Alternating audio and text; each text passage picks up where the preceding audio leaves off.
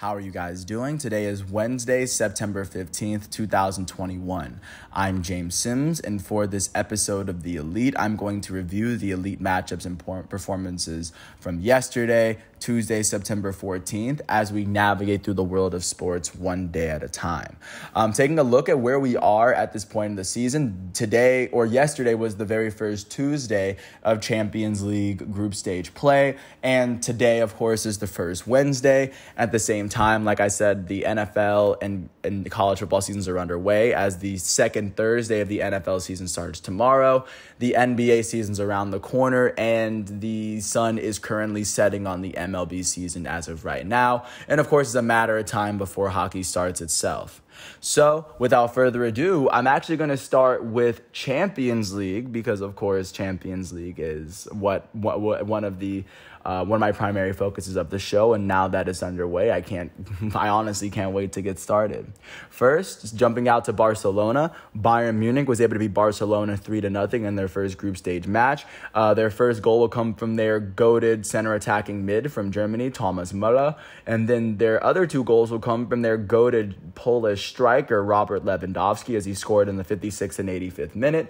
Like I said, with this win, now Bayern sits at the top of their table. And with this loss, Barcelona now sits at the bottom. The two teams in the middle, Benfica and Dynamo Kiev, faced off, and in this matchup, neither team was able to score. So right now, you have Bayern at the top with 3 points, Benfica and Dynamo Kiev with 1, and Barcelona with 0. That's Group E. Looking at Group F, Young Boys now sits at the top of the table as they were able to beat Manchester United after Aaron Wan-Bissaka drew a straight red card in the 35th minute. But before that happened, they were able to get a goal from their goated Portuguese forward attacker Cristiano Ronaldo, and Young Boys from Switzerland would score 2 goals in the second half to come from behind, and they would end up winning it off of a botched pass from Jesse Lingard in the 95th minute. It was an American that scored the goal. With this win, Young Boys sits on top of Group F, and Man United sits at the bottom. In the middle, Atalanta and the defending Europa League champs Villarreal faced off, and in this matchup, the game would end up being 2-2. The game was tied up at the very end in the 83rd minute by Robin Gosens, the fullback for the German national team. This is right before Villarreal got a red card pulled. But with this draw, they both sit in the middle. They sit behind Young Boys, and they sit ahead of Manchester United in the table.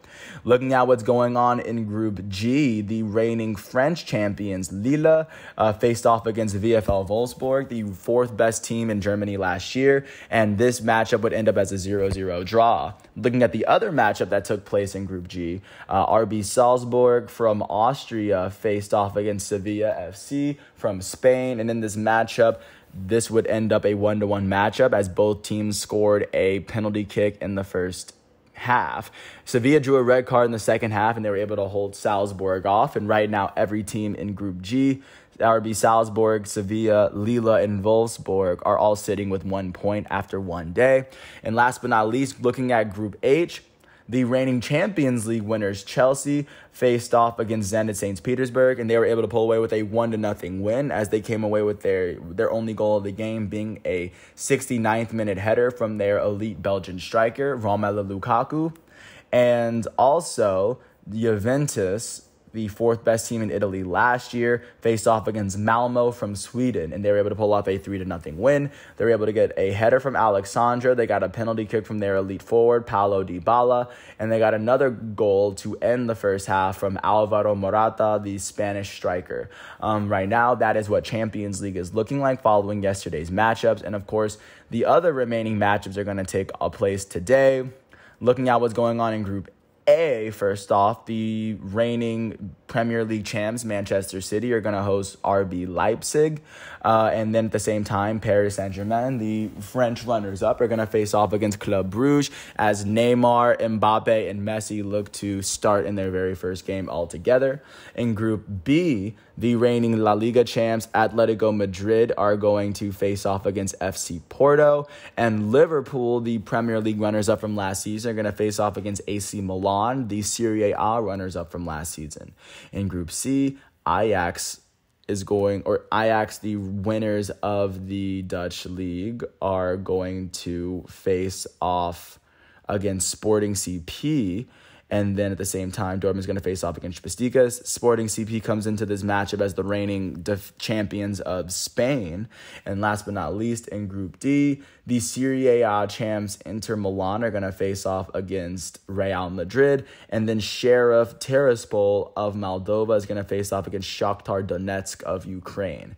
That is what Champions League is looking like following yesterday's matchups. And then taking a glance at what's going on back in the States here with the MLB. Starting off in Minneapolis, the Minnesota Twins hosted the Cleveland Indians for a doubleheader.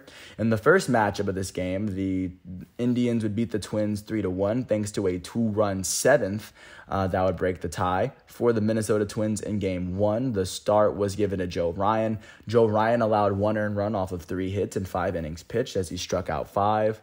The loss would go to the Twins' closer for the day, Danny Colombe. Colombe would allow 2 earned runs in 1 inning pitched as he struck out 2. With this loss, he's 3-2 on the season. In the Twins' batting lineup, nobody on the team finished with more than 1 hit, as that was attributed to great pitching from the Cleveland Indians. For the Indians, the win went to their starting pitcher, Tristan McKenzie. He allowed 1 earned run off of 3 hits in 6 innings pitched as he struck out 7.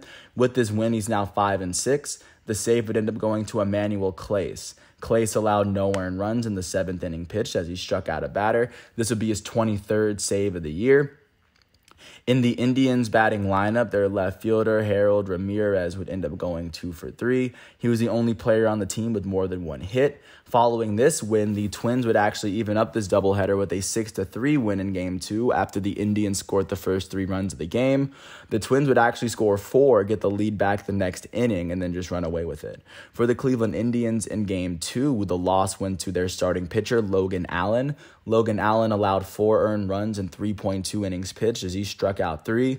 With this loss, he's 1-7 on the season. And then for the Minnesota Twins in the Indians batting lineup, nobody on the team actually had more than 1 hit. Their elite designated hitter, Jose Ramirez, would have his 29th double of the season as he went 1 for 3 with an RBI and a run. In Game 2 for Minnesota, the start was given to Charlie Barnes. Barnes allowed 3 earned runs in 4 innings pitched as he struck out 2. The win was given to the Twins' first relief pitcher, Kyle Barraclough. Barraclough would allow no earned runs in the 5th inning as he struck out 2. With this win, he's 1-0. The save for the Twins would go to their closer, Alex Colome. He allowed no earned runs in the 7th inning as he struck out a batter. With this save, he now has 14 on the season. In the Twins batting lineup, their catcher, Ryan Jeffers, would end up going 3 for 3 with 4 RBIs and 2 runs as he hit his 8th double of the season and his 13th home run. He was a triple shy of the double. Also for the Minnesota Twins, their left fielder, Nick Gordon, would end up going 2 for 3 with an RBI. With this win and loss, the Cleveland Indians are now 70-73. That is the second best record in the American League Central as they've lost 7 of their last 10. They now trail the Chicago White Sox by 12.5 games in the division at the moment. And with this loss and win, the Minnesota Twins are now 64-82. That is the worst record in the American League Central as they've won 5 of their last 10. They now trail the Chicago White Sox by 20 games in the division. And at the moment, they, alongside 2 others, are eliminated from American League playoff contention. Jumping out to Pittsburgh, the Pittsburgh Pirates hosted the Cincinnati Reds, and the Pirates would pull off a 6-5 win after scoring all 6 of their runs in the first 5 innings before the Reds would score at all. For the Cincinnati Reds in this matchup, the loss went to their starting pitcher, Wade Miley. He allowed 6 runs in 4.1 innings pitched as he struck out a batter. With this loss, he's now 12-6 on the season. In the Reds batting lineup, their shortstop, Kyle Farmer, went 2 for 4 with an RBI. And then also for the Reds, their elite third baseman, Eugenio Suarez, would go 2 for 3 with a run. For the Pittsburgh Pirates in this matchup, the win would go to their starting pitcher, Dylan Peters. Dylan Peters allowed no earned runs off of 5 hits in 5 innings pitched as he struck out 5. With this win, Dylan Peters is 1-2 on the season. The save would go to the Pirates closer, Chris Stratton. Stratton allowed 1 earned run in the 9th inning as he struck out 2. This would be his 5th save of the season. In the Pirates batting lineup, their third baseman, Ke'Bryan Hayes would go 2 for 4 with a run. Their first baseman, Yoshi Tsutsugo, would go 2 for 4 with 2 RBIs and a run. Their catcher, Jacob Stallings, went 2 for 4 with 2 RBIs and a run. Also, their right fielder, Ben Gamel, went 2 for 4 with an RBI. With this win, the Pittsburgh Pirates are now 53-91. That is the worst record in the National League Central, as they have won 5 of their last 10 games. They trail the Milwaukee Brewers, and they are one of 2 teams in the National League who have been eliminated from playoff contention. With this loss, the Cincinnati Reds are now 75-70. That is the 3rd best record in the National League Central, as they've lost their last 3 games, and they've lost 7 of their last 10. They now trail the Milwaukee Brewers by 14 games in the division, and at the moment, they trail the St. Louis Cardinals by half a game for that second wild card spot. At the moment, the Cincinnati Reds are the first team on the outside looking in, just to get a sense of how close this National League wild card is. Jumping out to Detroit, the Detroit Tigers hosted the Milwaukee Brewers. This matchup will go all the way to the 11th inning, where the only run of the game would come off of a Derek Hill RBI double to walk off and win the game in the 11th. This was a 1-0 game, amazingly pitched game from both sides. For the Milwaukee Brewers, the start went to Freddie Peralta. He allowed no earned runs off of 2 hits as he struck out 9 batters in the first 6 innings of the game. The loss would go to the Brewers' closer for the day, Hunter Strickland. Strickland allowed 1 run without registering a single out, as he would allow the run in the 11th inning. With this loss, he's now 3-2 on the year. In the Brewers' batting lineup, their catcher Omar Narvaez would be the only player with more than 1 hit. He will go 2 for 3 on the day. For the Detroit Tigers, on the other hand, the start went to Willie Peralta. He allowed no earned runs off of 2 hits in 6 innings pitched, as he struck out 5. The win was given to the Tigers' closer, Brian Garcia. He would allow no earned runs in the 11th inning, and with this win, he's 2-1.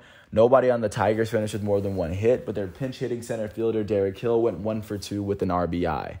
With this win, the Detroit Tigers are now 69-76. That is the 3rd best record in the American League Central. They've won their last 2 games, and they've won 6 of their last 10. They are currently sitting 14.5 games behind the Chicago White Sox in their division at the moment. And with this loss, the Milwaukee Brewers are now 89-56. That is the best record in the National League Central, and that is currently the 4th best record in all of baseball. They've lost 3 of their last 10 games, as they now sit 13.5 games ahead of the 2nd place St. Louis Cardinals in their division. And right now, they're holding on to the 3rd seed in the national playoff picture at the moment, as they currently trail the 1st seed San Francisco Giants out west. And they are also sitting ahead of the 3rd seed Atlanta Braves, who are currently leading out east. And jumping out to Philadelphia, the Philadelphia Phillies hosted the Chicago Cubs, and the Cubs would end up beating the Phillies 6-3 to pick up their 66th win of the season. For the Philadelphia Phillies, the loss would go to their starting pitcher, Kyle Gibson. He allowed 4 earned runs in 5 innings pitched, as he struck out 7. With this loss, he's 10-7 on the year. In the Phillies batting lineup, their second baseman, Jean Segura, will go 2 for 4 with a run. He was the only player on the Phillies with more than 1 hit. For the Chicago Cubs, the win will go to their starting pitcher, Adrian Sampson. Sampson would allow 2 earned runs off of 4 hits in 5 innings pitched, as he struck out 3. He picked up his first win of the season, and with this win, he's now 1-2 on the year. And the save for the Cubs would go to their closer for the day, Rowan Wick. Rowan Wick would allow no earned runs in the 9th inning, as he struck out all 3 of the batters he needed to get out. In the Cubs batting lineup, their third baseman, Patrick Wisdom, will go 2 for 4 with 2 RBIs and a run. He hit his 26th home run of the season. He was the only player on the Cubs with more than 1 hit. With this win, the Chicago Cubs are now 66-79. That is the 4th best record in the National League Central. They have won 6 of their last 10 games, as they now trail the Milwaukee Brewers by 23 games in the division. With this loss, the Philadelphia Phillies are now 72-72. That is the 2nd best record in the National League East. They've lost their last 2 games, and they've lost 3 of their last 10. They now trail the Atlanta Braves by 4.5 games in the division. And at the moment, they trail the St. Louis Cardinals by 3 games for that 2nd National League wildcard spot. At the moment, the Phillies are the 3rd team on the outside looking in, as they currently trail the Cincinnati Reds and the San Diego Padres as well. And jumping out to our nation's capital, the Washington Nationals hosted the Miami Marlins, the two worst teams in the National League East. And the Nationals would end up beating the Marlins 8-2 after scoring 4 of their runs in the 8th, while they already had a 2-run lead. For the Miami Marlins in this matchup, the loss would go to their starting pitcher, Jesus Luzardo. He would allow 4 earned runs and 4.1 innings pitched, striking out a batter. In the Marlins batting lineup, their first baseman, Lewin Diaz, would go 2 for 4 with 2 RBIs and 2 runs. He would hit his 4th and 5th home runs of the season yesterday. And then for the Washington Nationals, the win went to their starting pitcher, Erick Fedde. He allowed 1 earned run in 5 innings pitched as he struck out 8. And in the Nats batting lineup, their center fielder, Lane Thomas, went 2 for 4 with an RBI and 2 runs. Their elite right fielder, Juan Soto, went 3 for 4 with an RBI. Their catcher, Keibert Ruiz, would end up going 3 for 4 with a run. And then their second baseman, Luis Garcia, would end up going 2 for 4 with a run. With this win, the Washington Nationals are 60-85. That is the worst record in the National League East. They've won 4 of their last 10 games as they trail the Atlanta Braves by 17 games in the division. With this loss, the Miami Marlins are now 61-84. That is the 4th best record in the National League East as they've lost 5 of their last 10 games. And they now trail the Atlanta Braves by 16 games in the division at the moment. Jumping out to Baltimore, the Baltimore Orioles hosted the New York Yankees, and the Yankees would end up beating the Orioles 7-4 as they're competing to get in one of those 2 wild card spots. For the Baltimore Orioles in this matchup, the loss would go to their starting pitcher, Alexander Wells. The 24-year-old pitcher would allow 5 earned runs and 4 innings pitched as he struck out 3. With this loss, he's now 1-3 on the season. In the Orioles batting lineup, nobody on the team would finish with more than 1 hit, as that would be attributed to great pitching from the Yankees. For the Yankees, the win went to their elite starting pitcher, Garrett Cole. He allowed 1 earned run off of 4 hits and 5 innings pitched as he struck out 7 on the day. With this win, Garrett Cole is now 15-7 on the season.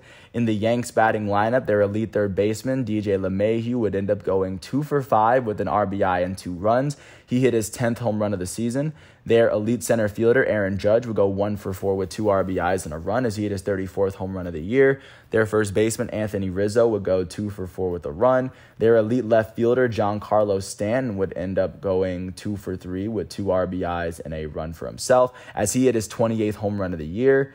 Also, their right fielder, Joey Gallo, would go 1 for 4 with an RBI and a run as he hit his 34th home run of the year. Also, their shortstop, Gio Urshela, will go 2 for 3. With this win, the New York Yankees are now 81-64. They are tied with the Toronto Blue Jays for the second best record in the American League East. The Yankees have won their last 2 games, and they've won 3 of their last 10.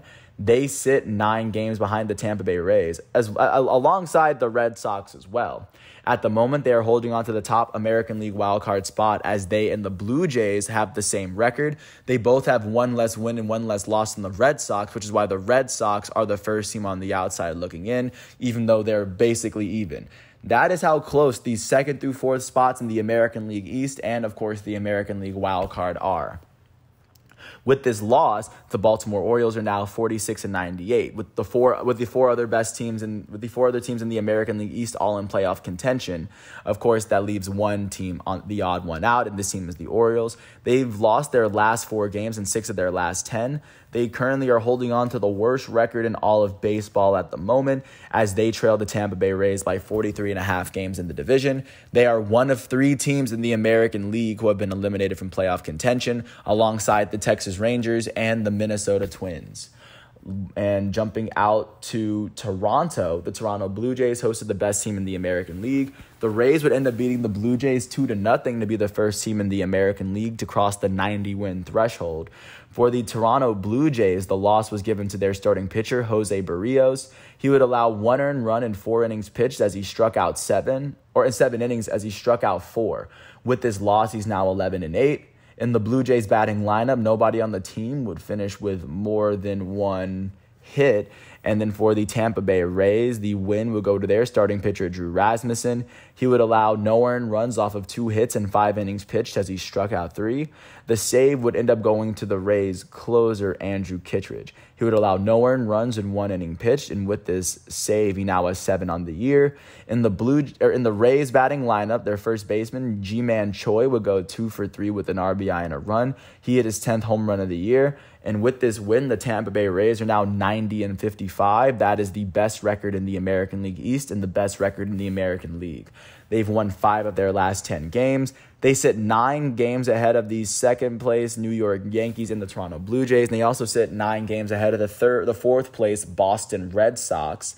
They are holding on to the number 1 seed in the American League playoff picture as they sit ahead of the 2nd seed Houston Astros out west.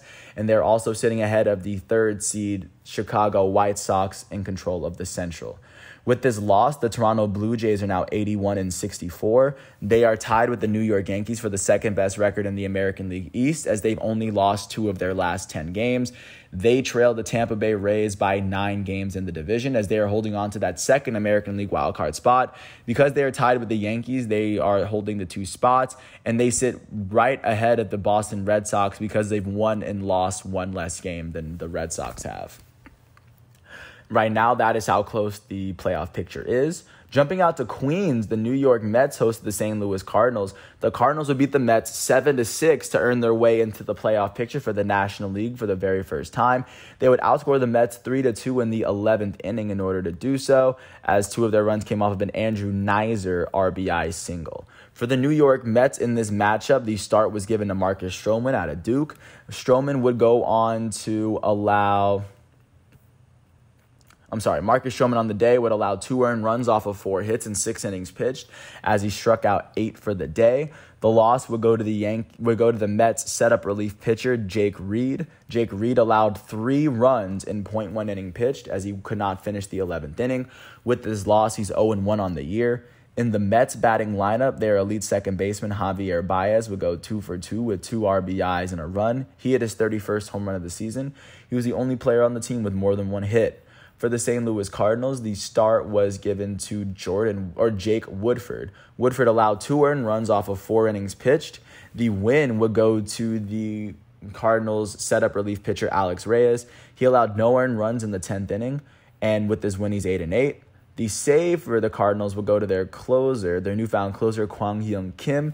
Kim would allow 2 runs in the 11th inning, and with this save, he now has 1 on the year. In the Cardinals batting lineup, their second baseman, Tommy Edman, went 2 for 6. Their left fielder, Tyler O'Neill, went 2 for 5 with 3 RBIs and 2 runs as he hit his 26th home run of the year. With this win, the St. Louis Cardinals are now 75-69. That is the 2nd best record in the National League Central as they've won their last 4 games and they've won 6 of their last 10. At the moment, they trail the Milwaukee Brewers by 13.5 games in the division. And right now, they're holding on to that 2nd National League wildcard spot, sitting 17 games behind the first place LA Dodgers, who have already clinched that first wildcard spot. And they sit half a game ahead of the Cincinnati Reds, who at the moment are the first team on the outside looking in. With this loss, the New York Mets are sitting with a 72-74 record. That is the 3rd best record in the National League East as they've lost their last 2 games and they've lost 6 of their last 10. They trail the Atlanta Braves by 5.5 games in the division. And at the moment, they trail the St. Louis Cardinals by 4 games for that 2nd National League wildcard spot. They are the 4th team on the outside looking in as they also trail the Cincinnati Reds, the San Diego Padres, and the Philadelphia Phillies from within their own division.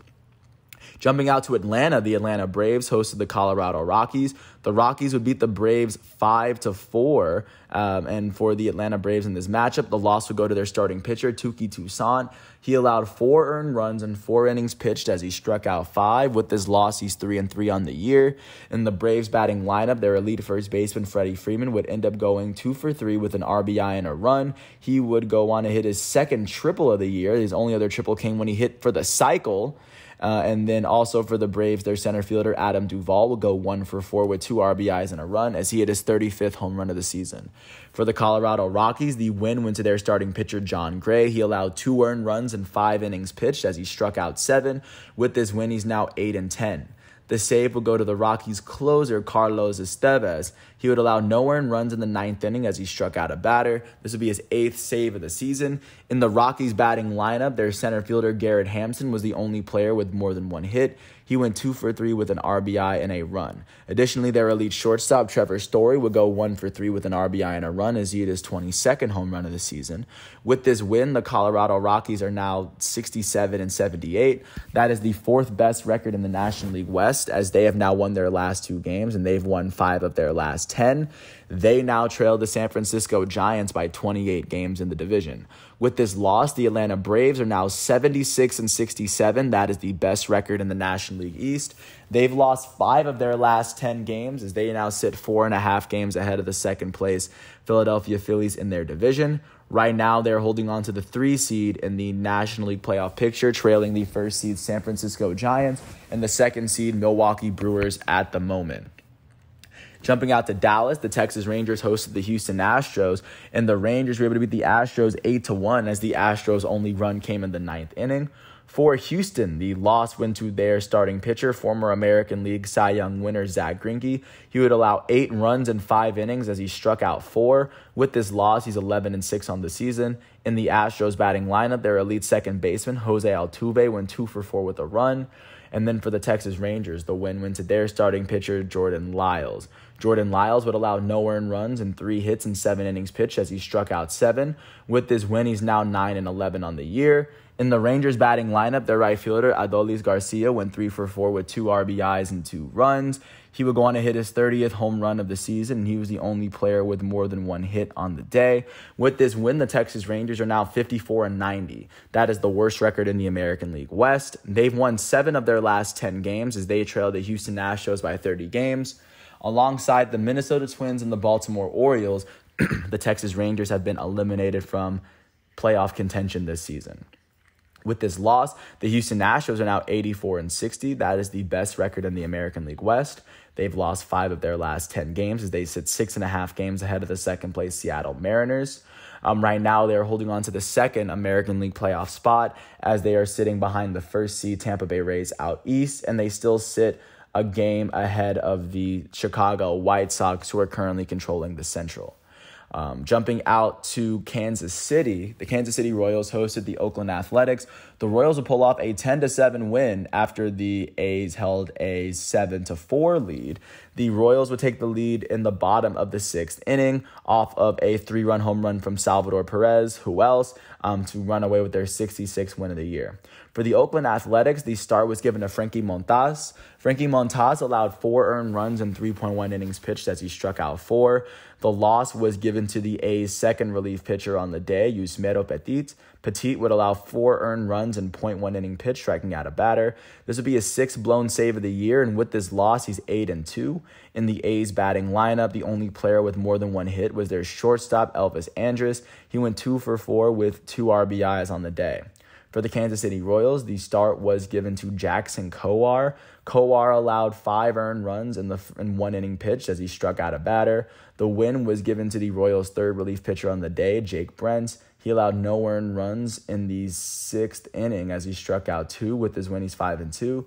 The save will go to the Royals' closer, Scott Barlow. He allowed no earned runs in the 9th inning. With the save, he now has 13 on the year. In the Royals' batting lineup, their elite second baseman, Whit Merrifield, went 3 for 5 with an RBI and 2 runs. Their shortstop, Nicky Lopez, went 3 for 5 with an RBI and a run. Their elite catcher, Salvador Perez, went 2 for 5 with 4 RBIs and 2 runs. He hit his 43rd home run of the season. And then their center fielder, Kyle Isbell, would go 3 for 4 with 2 RBIs and 3 runs. Isbell would hit his very first home run of the season. With this win, the Kansas City Royals are now 66-78. That is the 4th best record in the American League Central. They've won their last 2 games, and they've won 6 of their last 10. They trail the Chicago White Sox by 17 games in the division at the moment. With this loss, the Oakland Athletics are 77-67. That is the 3rd best record in the American League West as they've lost their last 3 games and they've lost 7 of their last 10. They trail the Houston Astros by 7 games in the division at the moment, and they trail the Toronto Blue Jays and Yankees by 3.5 games for that second wild card spot, just to give a sense of how close everything is. They are the third team on the outside of the American League wildcard picture looking in, as they also trail the Boston Red Sox and the Seattle Mariners. Jumping out to Chicago, the American League Central leaders were able to beat the Los Angeles Angels 9-3, as all 9 of their runs would come between the second and fifth innings. For the Los Angeles Angels in this matchup, the loss would go to their starting pitcher, Packy Naughton. Packy Naughton would allow 4 earned runs in 2.2 innings pitched as he struck out 2 batters.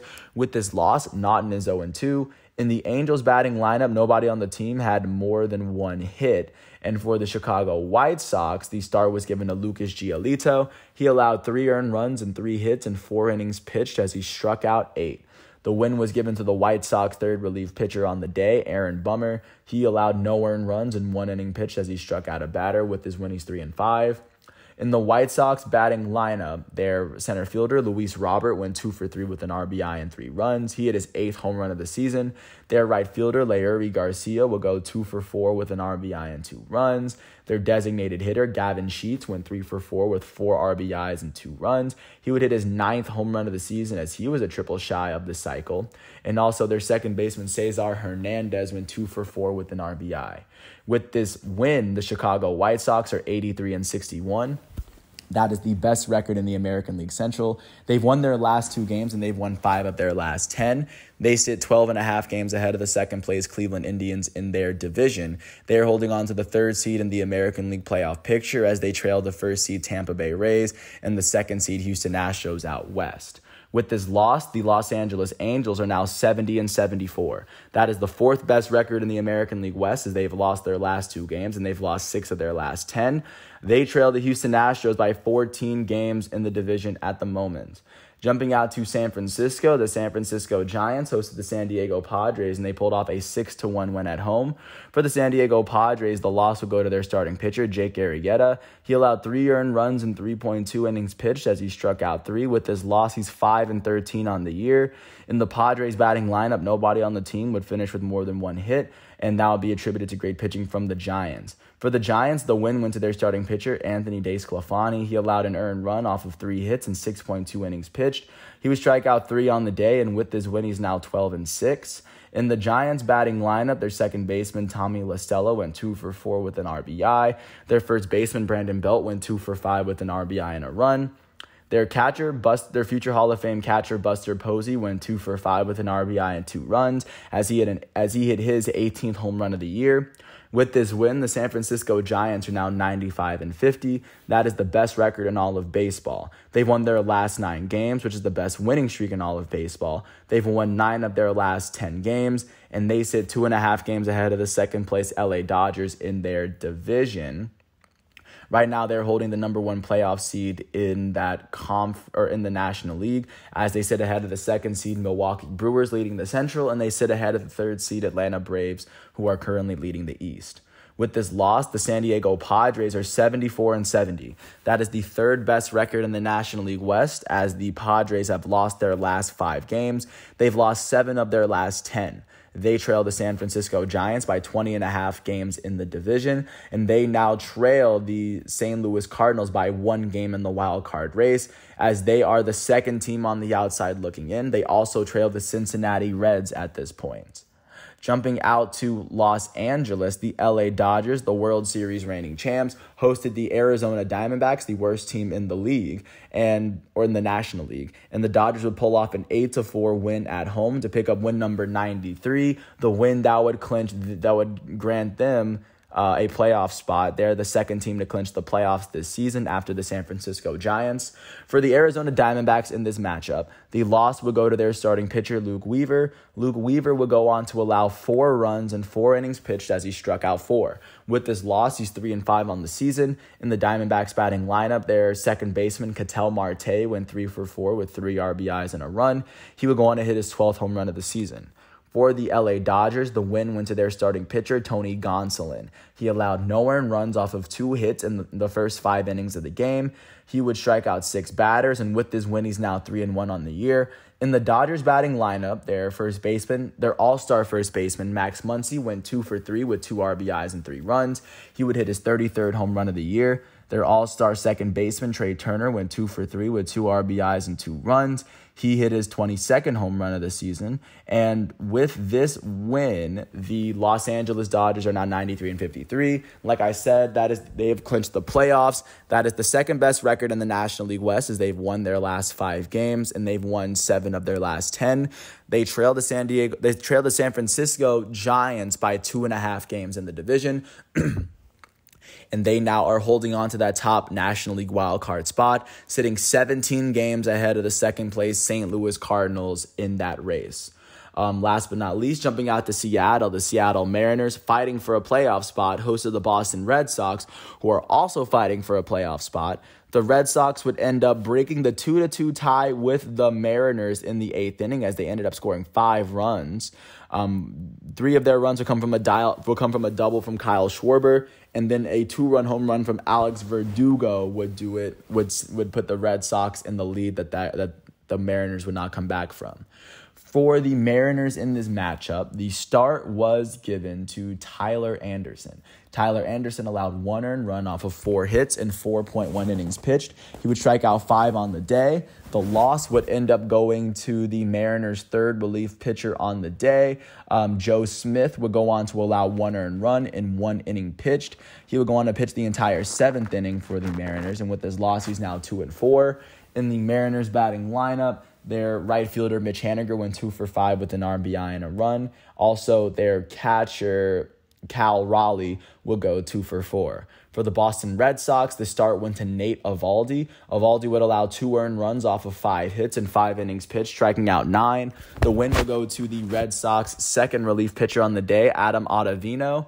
Ottavino will go on to allow no earned runs and 0.1 inning pitched. He will go on to finish the 7th inning for the Red Sox.